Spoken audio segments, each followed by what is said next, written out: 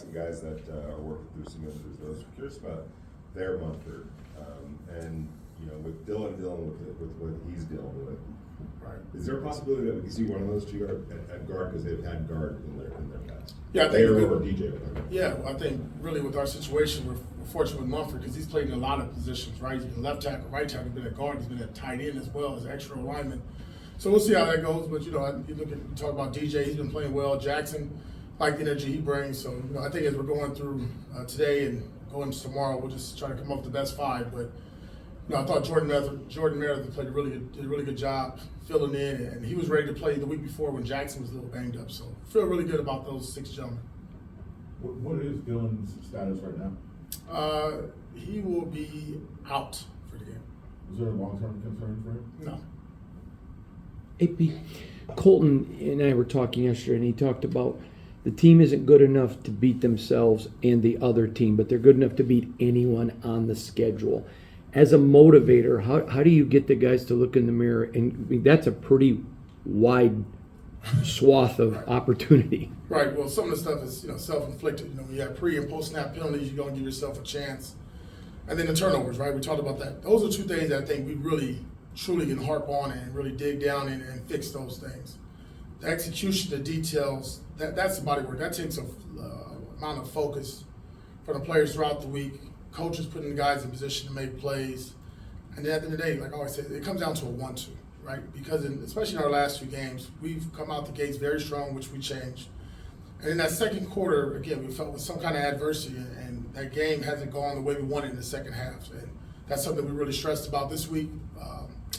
The second quarter and starting that third quarter fast. So the things that we're doing today, we're excited about doing it, and hopefully put it on paper and on the grass come Sunday. Following up on that, how do you build mental toughness in a team, AP, to get them to be able to overcome adversity? Consistency.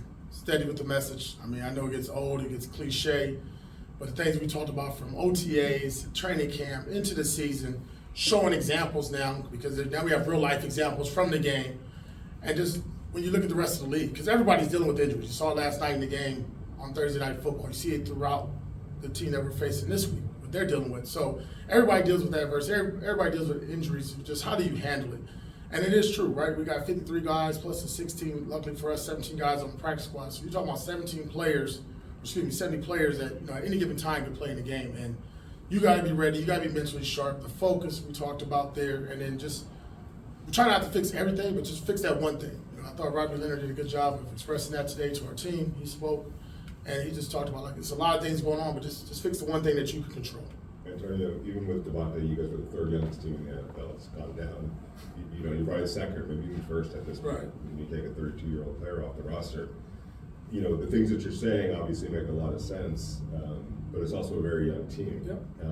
And not to make any excuses or anything like that, but do you think that plays into it a little bit in terms of how guys respond to certain things that happen on the field? Definitely. Experience is everything.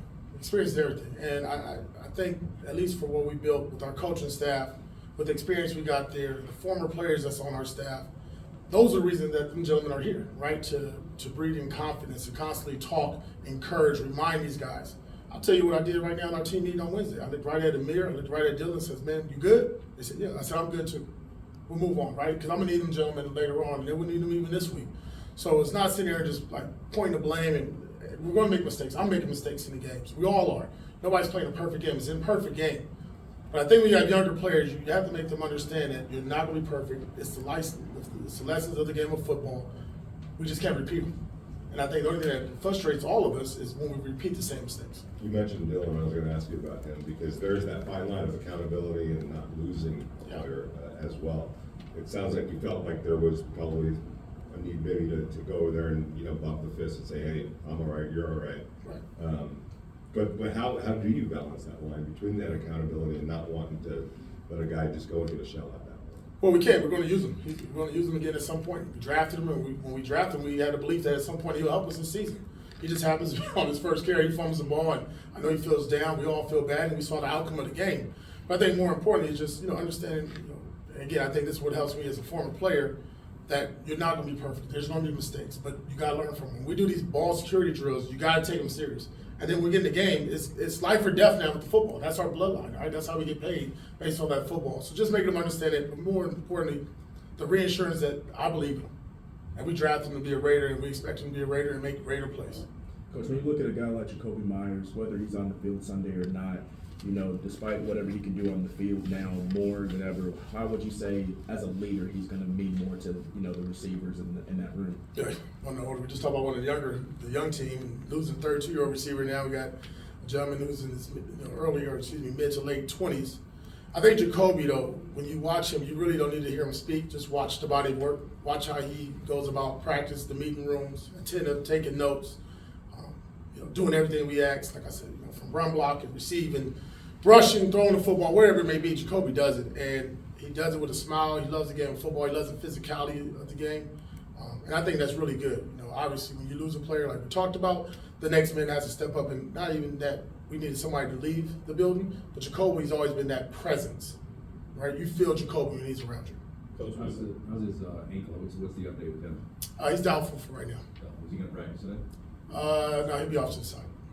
Coach, what do you think of Trey Tucker then kind of having to be the lead receiver in practice, potentially game day? How do you think he's handling that, and what do you expect from him? Yeah, well, last week was a big week, right, and for us, and we just didn't get the touches to him.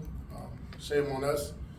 But hopefully that's not the case this week. Obviously, with Brock being there and being a big focus of our offense, the ability that Trey gives you, we've seen it now in the preseason at certain times throughout the year. The big playability. If it's not special teams, it's on reverses, it's shots down the field.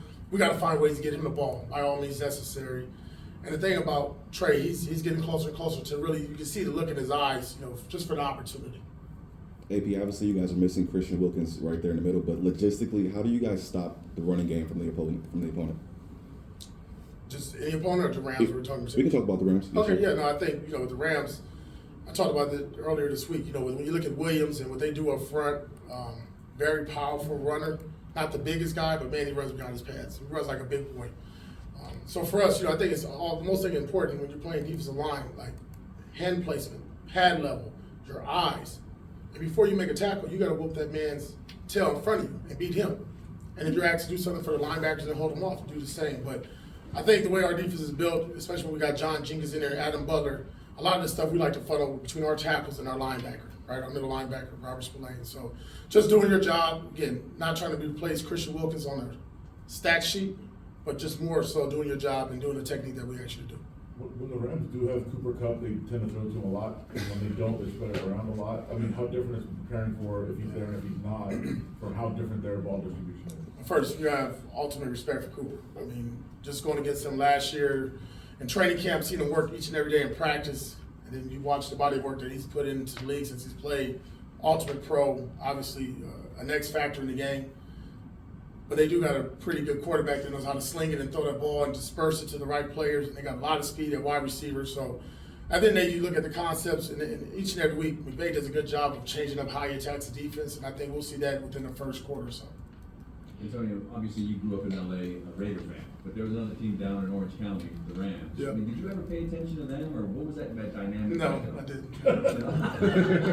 It was too far away. And it was no disrespect, but I did play, I'll be honest, I did with Eric Dickerson, because I wanted to play running back when I was younger. Eric Dickerson, Jerome Bettis, but, and they had that 1 year, I can't remember, it was either 88 or 89 with Flip Anderson, and they were just rolling at the quarterback, Jim Everett. Yeah. They rolled, but man, I ain't gonna lie, I always played silver and black, but more importantly, it was always that rivalry though, right? It was kind of like, you grew up in LA, you're Lakers, you're Clippers, you're Ducks or you're Kings, you know what I mean? And for me, I was a Raider over the Rams, but I thought the Rams, for what they were doing in LA at that time when I was growing up, they had some winning teams. They did a good job until they left, like 95 or 96.